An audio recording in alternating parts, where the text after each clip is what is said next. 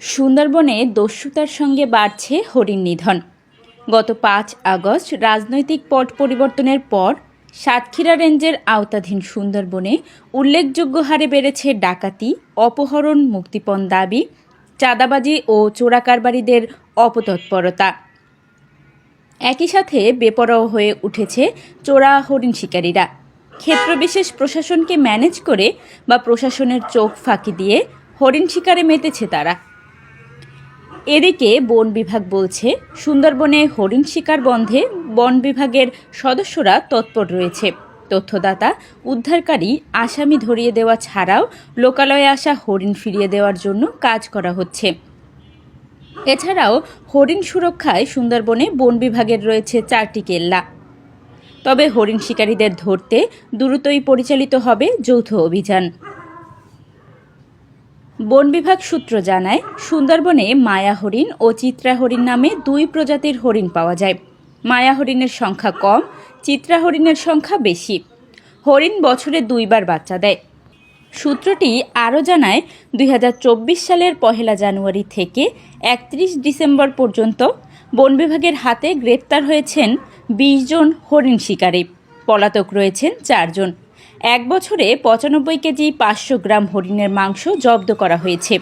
এর মধ্যে 5 আগস্ট রাজনৈতিক পট পরিবর্তনের পর 4 মাস 25 দিনে 78 কেজি হরিণের মাংস জব্দ করা হয়। এছাড়া গত 1 বছরে একটি মৃত হরিণ, 1 পিস হরিণের চামড়া, 1500 পিস হরিণ মারার ফাঁদ, 500 গ্রাম কলিজা জব্দ করা হয়। নাম প্রকাশ না করার শর্তে সুন্দরবনের উপর নির্ভরশীল কয়েকজন জেলে ও মৌয়ালি জানান, গত বছরের 1 জানুয়ারি থেকে 5 আগস্ট পর্যন্ত সুন্দরবনে অনুপ্রবেশ কঠোর হস্তে দমন করা হয়। এ সময় শিকারীরা অনেকেই অন্য পেশায় চলে যায়। তবে 5 আগস্ট রাজনৈতিক পট পরিবর্তনের পর প্রশাসনের নিষ্ক্রিয়তায়, বিশেষ করে বন বিভাগ, কোস্টগার্ড ও পুলিশের নিষ্ক্রিয়তায় শিকারীরা আবারও বনে ঢুকতে শুরু করেন। এদের মধ্যে অনেকে রয়েছে বনদস্যু। মাঝে মাঝে শিকারীরা গ্রেপ্তার হওয়ার পাশাপাশি হরিণের মাংস ও ফাঁদ উদ্ধার করা গেলেও বড় সংখ্যক শিকারী রয়ে যায় ধরাছোঁয়ার বাইরে। স্থানীয়রা বলেছেন, হরিণের মাংসের ক্রেতার অভাব নেই। হরিণের মাংস এখন হোম ডেলিভারিও করা হয়। সাধারণত মানুষ থেকে শুরু করে রাজনৈতিক নেতা, জনপ্রতিনিধি ও খোদ প্রশাসনের লোকজনও এই মাংসের ক্রেতা। সুন্দরবন সংলগ্ন এলাকায় বসবাস করা ধনী পরিবার ও রাজনৈতিক নেতাদের বাড়ির ফ্রিজে প্রায় সবসময় হরিণের মাংস পাওয়া যায়। সম্প্রতি গত 26 ডিসেম্বর বন বিভাগ গাবুরার চকবাড়া গ্রামের সাবেদ আলী গাজীর ছেলে ইয়াসিন গাজীর বাড়ির ফ্রিজ থেকে 3 কেজি হরিণের মাংস উদ্ধার করে। খোঁজ নিয়ে জানা যায়, গত 5 আগস্ট রাজনৈতিক পট পরিবর্তনের পর জেল ভেঙে পালিয়ে আসা কয়েদি ও চিহ্নিত আসামিরা সুন্দরবনে দস্যুতা ও হরিণ শিকার শুরু করেছে।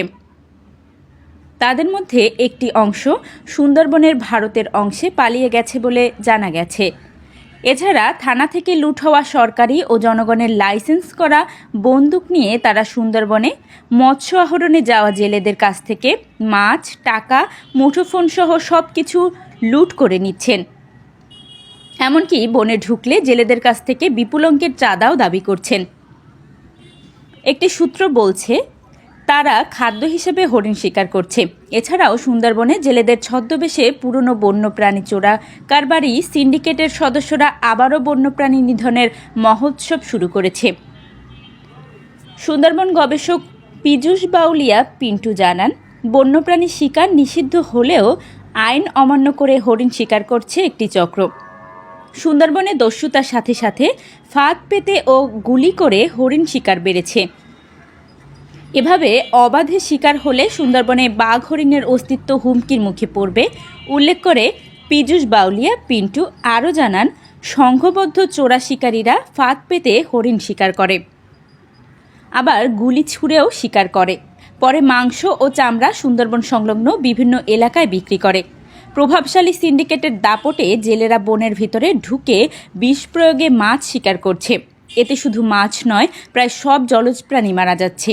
এ প্রসঙ্গে সুন্দরবনের সাতক্ষীরা রেঞ্জের সহকারী বন সংরক্ষক মোহাম্মদ মশিউর রহমান জানান, সুন্দরবনের হরিণ শিকার বন্ধ ও বনদস্যুদের তৎপরতা রোধে ও বনজীবীদের নিরাপত্তায় বন বিভাগ কাজ করে যাচ্ছে। সুন্দরবন সুরক্ষায় খুব শীঘ্রই বন বিভাগ, কোস্টগার্ড, পুলিশ, র্যাব, বিজিবি যৌথ অভিযান পরিচালনা করবে।